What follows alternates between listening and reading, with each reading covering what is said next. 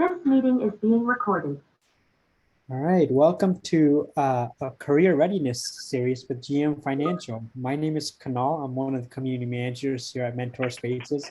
We're really excited to host this first session with GM Financial and their series of sessions that they'll be doing this quarter, between now and the end of March.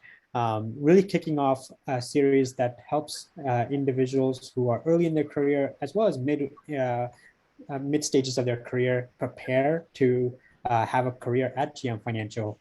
So today we're going to be talking about all the various opportunities that GM Financial has across their business. We'll also talk about their culture, their business values, and how you can align yourself to different career paths within the firm. I'm joined by my colleague, Randy Emelo, who I'll pass it to in a second. He's going to moderate the discussion between Jennifer and Joseph, who are the two mentors who have joined us from GM Financial. We're glad everybody's joined us. We're going to have a couple of interactive points during this session. So please, if you're on Zoom, look out for those polls that come through to help us understand where you are in your current career path and how you want to excel through the mentorship and advice that you'll receive today, as well as ongoing through the mentors on Mentor Spaces. Before we get started, I did want to mention that we are recording, so if you have any friends that aren't able to attend, please share this recording with them after the conversation. And then finally, this is an open discussion, so if you have any questions that come up as Jennifer and Joseph are providing their lived experiences and their insights around GM Financial, please go ahead and use the chat or the Q&A within Zoom to share your question, or raise your hand and we'll go ahead and unmute you and bring you into the conversation here onto the stage so that you can share your question. With that, I'll go ahead and pass it over to Randy. And Randy, let's also launch the poll to get started. Yeah, thank you, Kanal. Hi, everyone. My name is Randy Emelo, and I'll be moderating the session today. Kanal, if you would, go ahead and launch a poll. We're going to start this session with a poll and end it with a poll.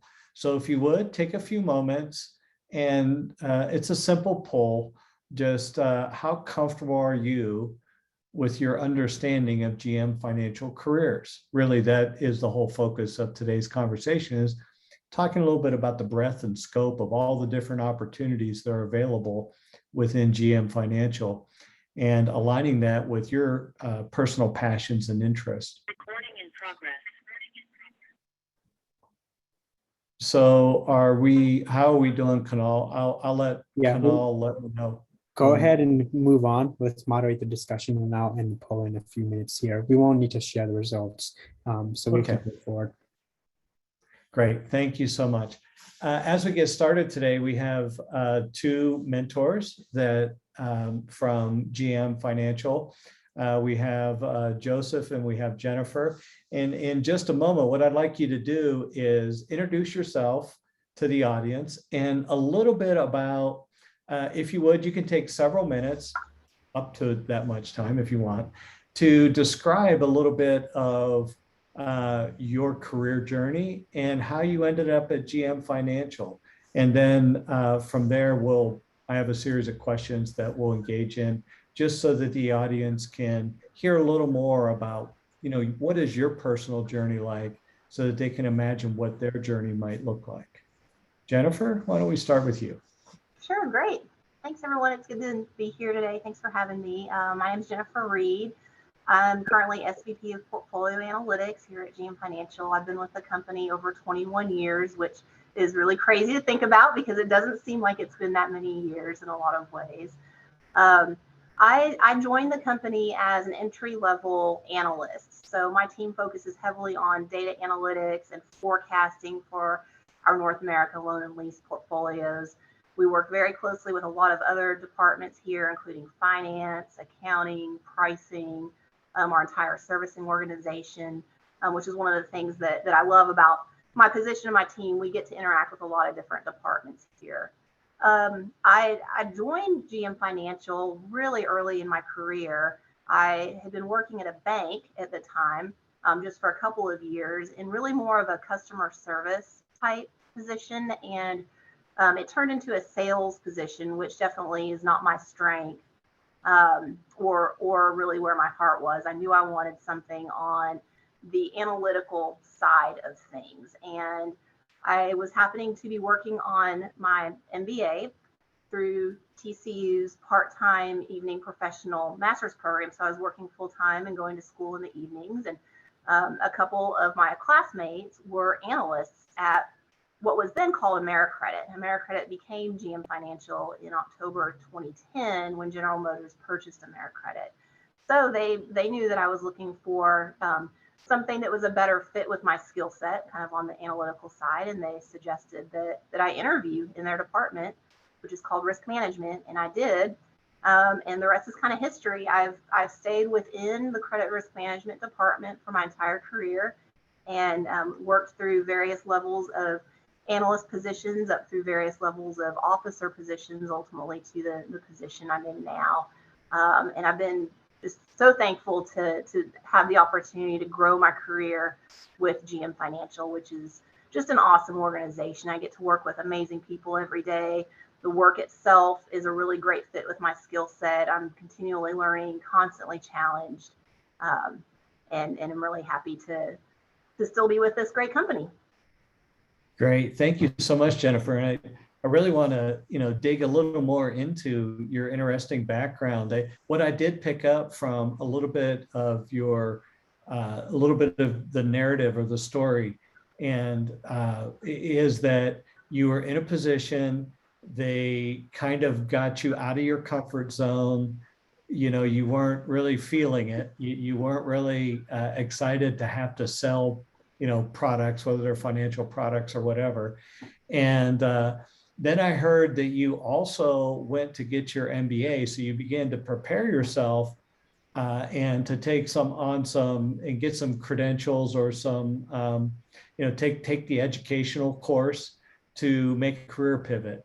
And you were still early in your career, but you went ahead and did that. And then you were able to pick something after having been in the workforce a little bit, that more closely aligned with your passions. You've been there 21 years and you still find it fun. Oh, yes, for sure. And the company's grown a lot. The nature of the work has changed quite a bit and become even more complicated as our portfolio has grown and become more complicated. And we offer more products than just loans, such as lease and commercial business. But yeah, when I went to TCU for my undergrad, I had just a general business degree, and it took me a long time really to figure out what I wanted to major in. I kind of bounced around, between music performance and psychology, all sorts of different things, and finally landed in business because I really enjoyed my accounting and finance classes. I'm at my heart a numbers person. But then I didn't really get to take a lot of additional finance and accounting classes in undergrad. It was kind of time to graduate and move on. And so I really knew that I wanted to pursue a master's degree at some point. And I didn't take too much time off in between undergrad and grad, just a couple of years or so. So yes, exactly. Was really fortunate to find a position at AmeriCredit at the time that was a really great fit with my skills, and just flourished from there. Great. I really appreciate that. And so everyone who's listening, Kunal has dropped a question into the chat. As you respond to your chat, take a moment or two and just let us know, where are you at in your journey? Are you someone like Jennifer that, maybe you have an undergrad and you've decided to switch careers, you're not happy where you are and you're looking for something else? Let us know if that's your journey. Or if you're in school and you're looking, to graduate soon, or you're looking at a future career, you'd like to connect with a mentor to find out more about, could this possibly be a home for you? Again, feel free to let us know, where you're at in your journey so that we can help guide and connect you to those people who are going to help support your journey. And with that, we're going to go over and take a moment and talk to Joseph. Joseph, if you would, introduce yourself much like Jennifer and tell us a little bit about how you ended up where you are. My name's Joseph Crowell, and I I've worked at GM Financial for about 5 years. I got hired on as a manager. I'm an assistant vice president now. Before I started working here, I did mainly like kind of like reporting and operations, but for asset-backed securities, which is what I work on now. But now it's more in the origination and issuance of the debt instruments in the capital markets group for GM Financial. So it was a little bit of a learning curve, but it was well worth it, and it's been a lot of fun learning and growing with GM Financial.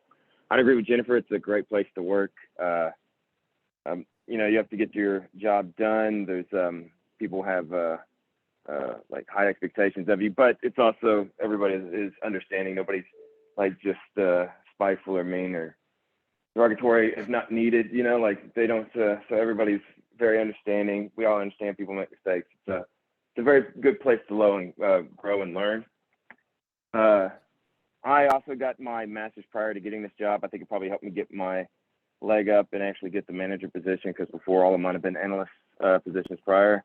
And since joining GM Financial, I've actually gone out and taken a few tests to kind of expand my internal resume. Even though I'm not looking to move, I'm also trying to make myself more valuable to GM Financial and grow upward. So I went out and got CFA certification, so passed all 3 levels of the test, which is a finance test, to try and make myself to the company more valuable, and actually pass all those prior to getting promoted. So I might have had something to do with it. So just trying to grow myself continuously.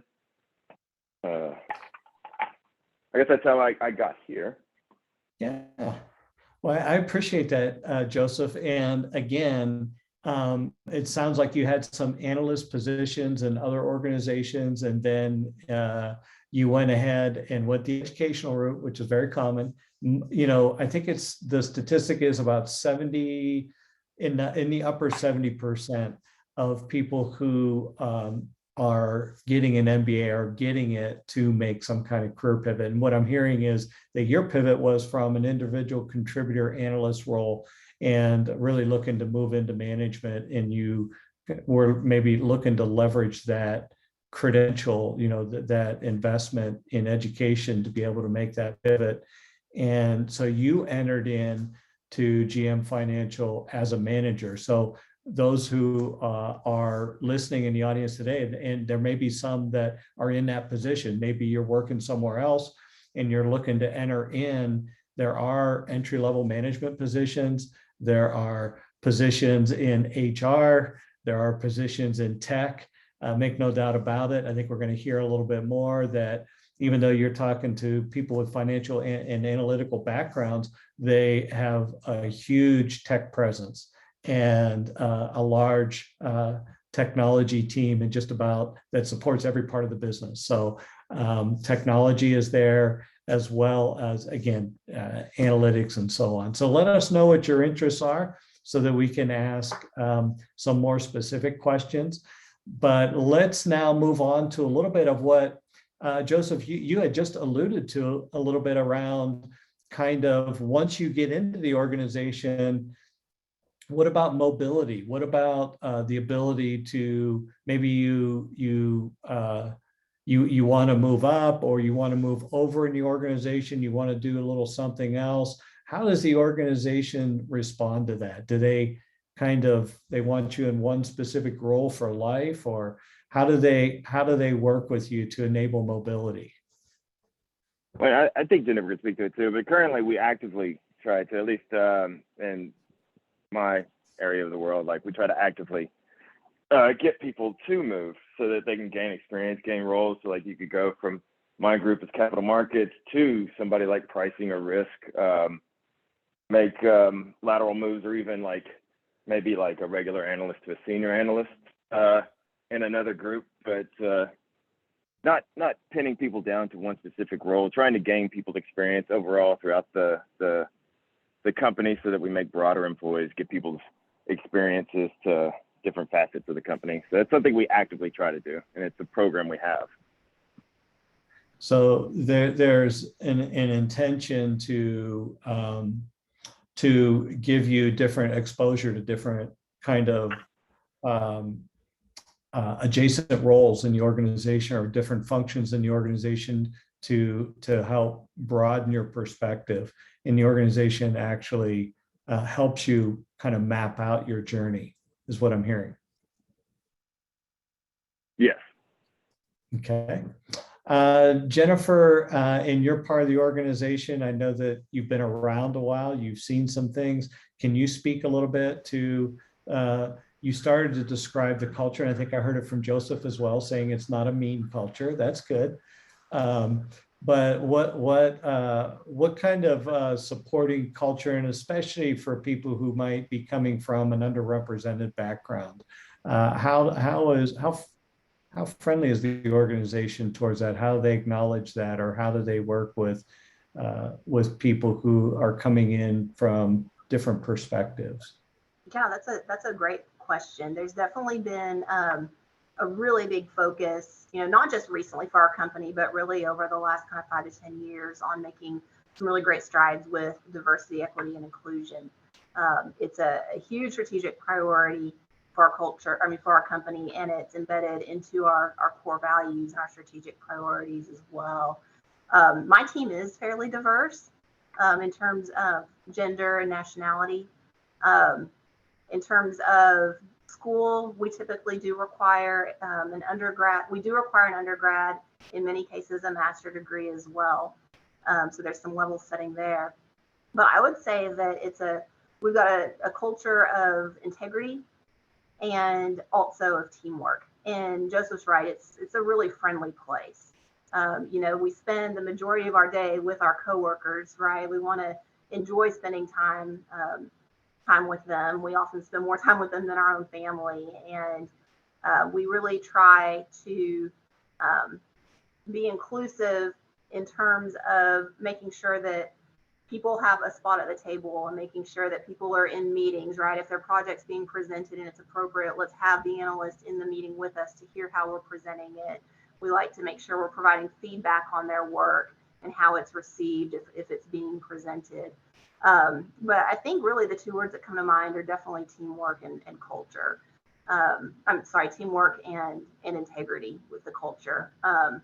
We do not have a culture that supports any sort of knowledge hoarding. We're a knowledge sharing organization, which again goes back to focusing on talent development, right? And giving people opportunities to either move laterally or progress upward through their career and progress that way.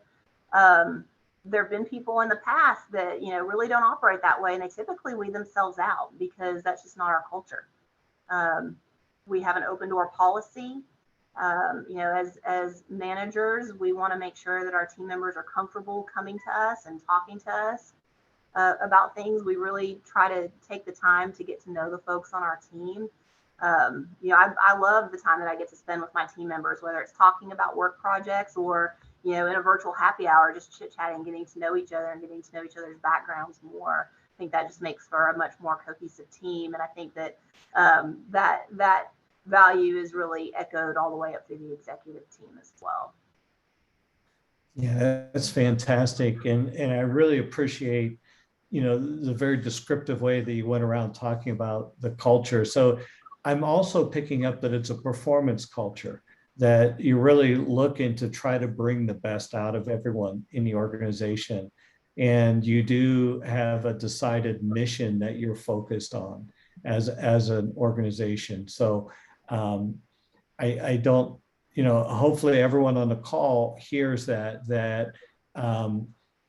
this is an organization that will look to put your talents to use and support you in your journey as you look to do that. Another question that I like to ask, I was kind of looking at the chat here, and if someone doesn't have a financial background, could they find a place within GM Financial? Either one of you can respond to that question. Sure, I can kick that off, and then I'm sure Joseph can add some things too.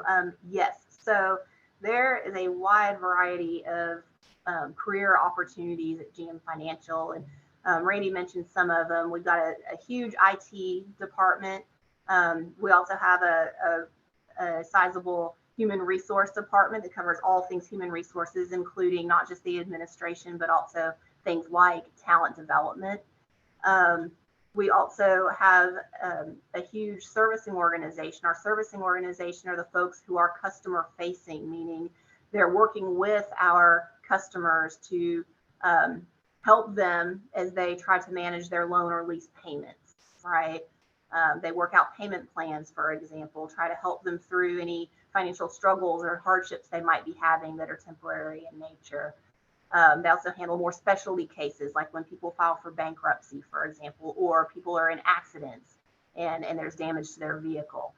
And there's all sorts of other operational groups like that as well.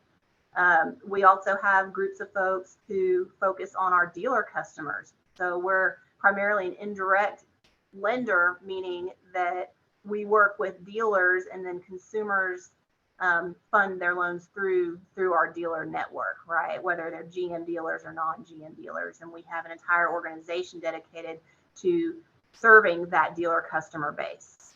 Then lots of other kind of back-end analytical or enabling groups like accounting and finance and risk management and treasury. The list kind of goes on. I'm sure I left some out there, Joseph, if you want to jump in and add any.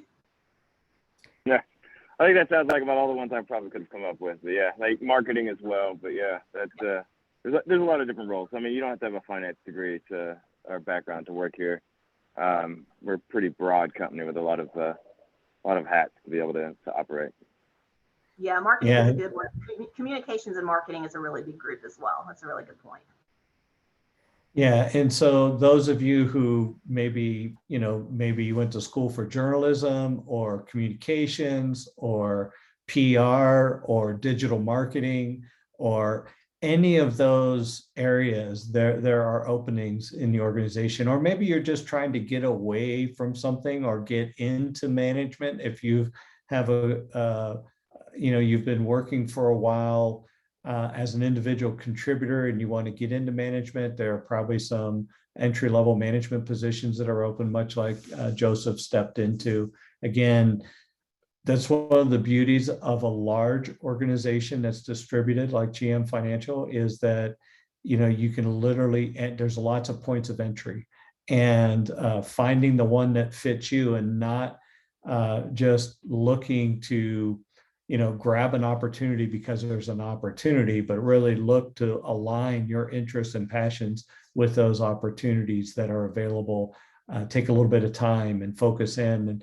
And obviously the mentors are here, like Jennifer and Joseph, and there are other mentors in GM Financial that are not on the call today, but are waiting to hear from people like you, to hear what your journey is and to see how they can help you to facilitate learning more about what it's like inside the organization. Last question, and then we'll be moving to kind of wrap our conversation time up today.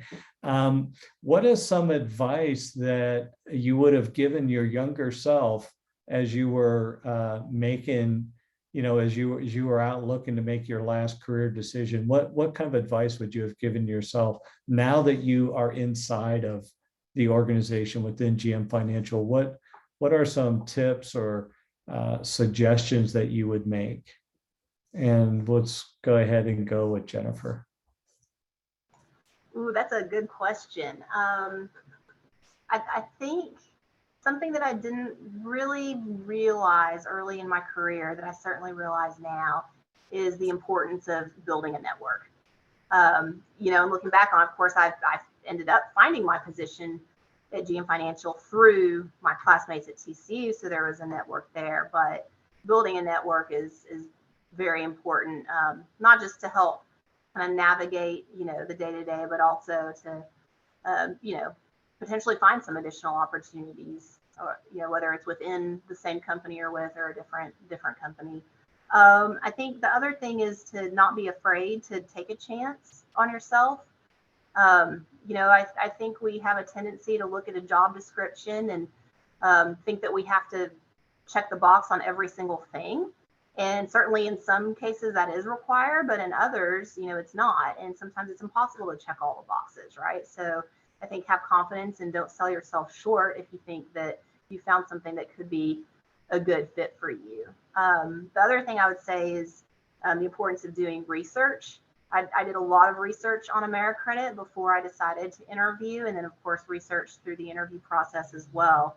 But spend some time thinking about what's important to you in the company that you're looking to join. You know, do you want a company that's going to place a lot of emphasis on community service, for example, and on DE&I, for example, or maybe those things are not as important to you, and that's okay as well. Think about from a culture standpoint what's important, and reach out to people in your network that you may know who've had exposure to whichever company you're interested in. So I think those are the biggies for me. Yeah, and I really appreciate that. So what I'm hearing, Jennifer, is you're talking about the value that you now place on professional networking and creating that professional network. Obviously, the broader your network is, the more diverse it is, the more engaged it is, the more informed you are, and the more insight that you can get, as well as I also heard you talk a little bit about do your homework. Find out what this organization is really like firsthand, and hopefully from people who are inside the organization and not just Glassdoor.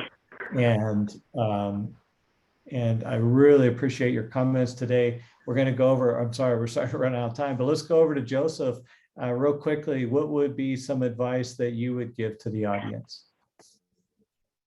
I agree with Jennifer on the research. Before I went and interviewed for this job, I researched like how their history, like the fact they went from AmeriCredit to GM Financial, their recent financial performance history and trends, and then actually even the actual asset-backed securities that they issue, those are registered with the SEC and they're filed. So I went and actually read through how the mechanics of those worked.